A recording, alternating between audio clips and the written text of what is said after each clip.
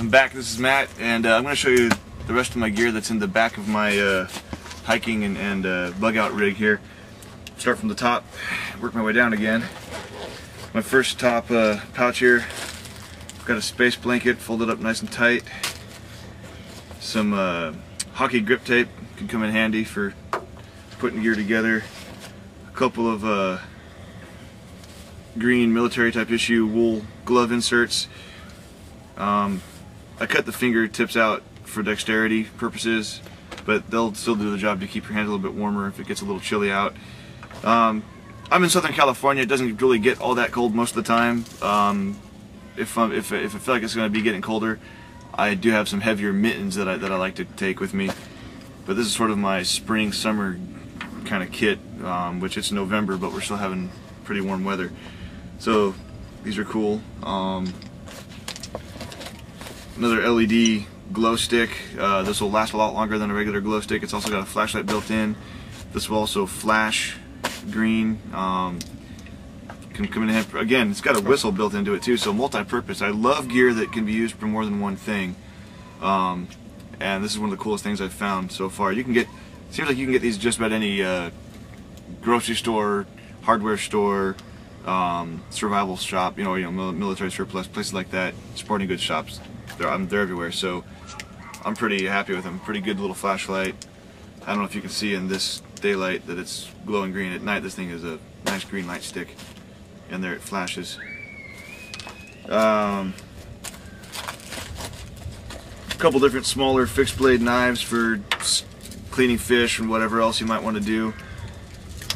Cold steel bird and trout. Again, I've got some cord wrapped around it. You never know when you might need extra cord. It also gives you a nicer grip. You can hang it from your pinky while you're doing work and then cut your fish open, whatever. This is called the Dogfish by Columbia River Knife and Tool. I coated the grip with some shrink tube just for comfort. Nice little knife for whittling, maybe cleaning a fish. It's got a little bottle opener right there. Could come in handy. That's it for this. Again, my lanyard that I had my Gerber tool is clipped back onto here.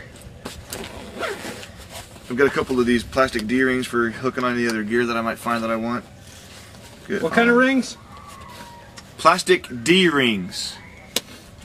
Small little plastic carabiners. They're not the strongest thing, but good for holding on to some of your lighter weight gear.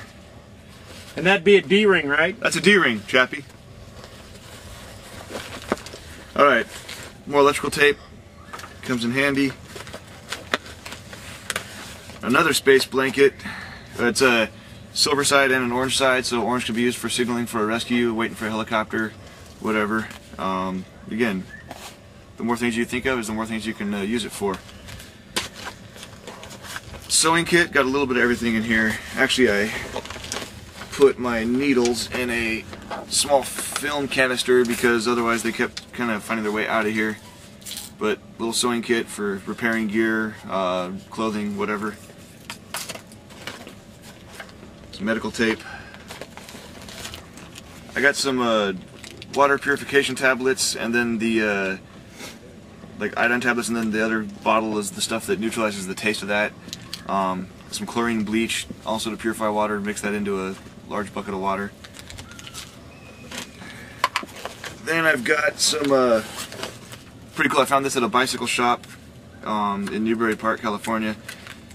It's basically poison oak soap. So basically, if you get stung by poison oak and ivy, you take this out, get some water, wash the area that got affected. It's supposed to neutralize that effect. It's made with a bunch of natural stuff. I'll show you the label. Maybe you can find it in one of your stores where you live. Or you could order it online. Or you could probably order online. Here, we've got www.poisonoakandivysoap.com. Again, can you catch that? Highly recommended. We'll try to put a link to this on the website as well. And the last thing I have in this particular pouch is my Frontier Pro filter. I know Chappie has one as well. I bought this one. It's an updated version of what Chappie, I think, has demonstrated before. And with the update of that is that this can actually connect to your Camelback system. This has this quick release bite valve, which can be removed, and then this can actually attach to several different things. In this configuration, with this rubber washer on here, it'll attach to an Nalgene bottle and a couple other brands. With this rubber piece removed, and then you'd want to store it somewhere. This can now connect to my Camel Pack. Now I have a filtered Camelback system with its own bite valve. If I open this valve first. There you go, I'm drinking clean water. I think Chappie's also demonstrated before that this can be attached to a soda bottle. Pardon me, to a soda bottle. This, well, quick demonstration. This comes apart. You can screw a soda bottle in here. It comes with a plastic straw so that you could then even suck water out of the bottle, or tip the bottle up like so. Or you can suck directly from a stream. That's, yeah, from a stream, from a puddle, whatever you've got. And this will actually become you can actually make this a drip filter from a contaminated source into a clean source or a clean container. Then moving on down into the to the bottom of my rig, I've got one of these old school military butt packs attached. A few more quick handy items.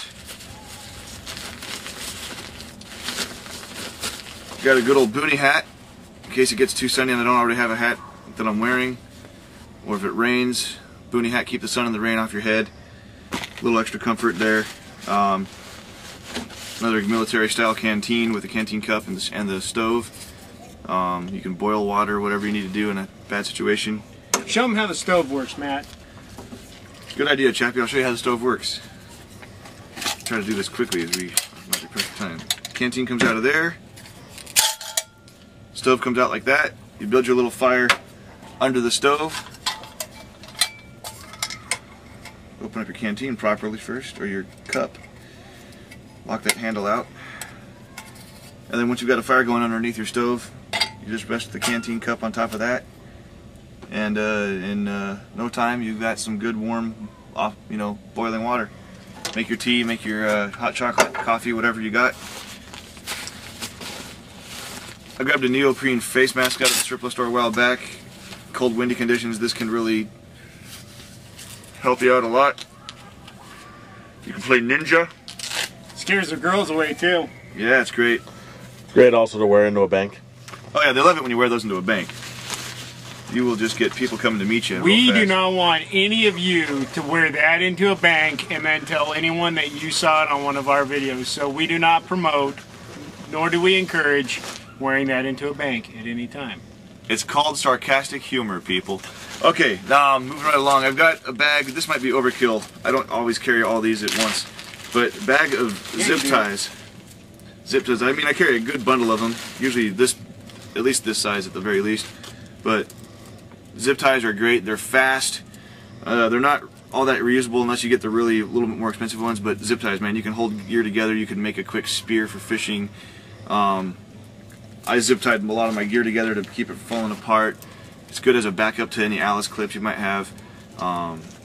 Zip ties came in handy for us one time when we were on the trail and we came across a group of Hispanic gentlemen that were painting Picassos on trees and rocks, and we just politely zip tied them to the tree and left them there and went down and called the ranger, and he went and collected the trash.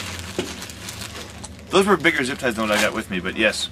Then last thing I've got in this particular butt pack is a good length. This is a few hundred feet of 550 cord, paracord. Can always come in handy. You can never have too much cordage. Again, you can lash a knife to a stick and make a spear, hold up a poncho to make a rain shelter, back up to your tents riggings. Again, possibilities are endless. It's what you can think of. In fact, Joe Anderson, over the weekend of Thanksgiving weekend, one of my best friends from high school was out from Arizona, and he actually showed us that you can actually make a sling, like David and Goliath style sling, out of just some 550 cord. We're gonna put a link to that on the website, right? We are. He did show us that website. It's sling.org, I believe. Again, we'll put the good link on Slinging.org. Slinging.org. Slinging.org. So, really impressive stuff that our good buddy, who is finally now one of our members, demonstrated to us. He is our new survival skills contributing editor from Arizona. That's what Joe is now. So, yeah, that's pretty much the gear I've got with me. Again, this is just a quick demonstration of gear I've got. I've got a lot more gear that I can take in, that I can put in this if I'm in a different environment. If I know it's going to be colder, then I'll add some more cold weather gear. Maybe more water supplies, fishing gear like that. So that's about it for my segment for right now with my own personal hiking gear.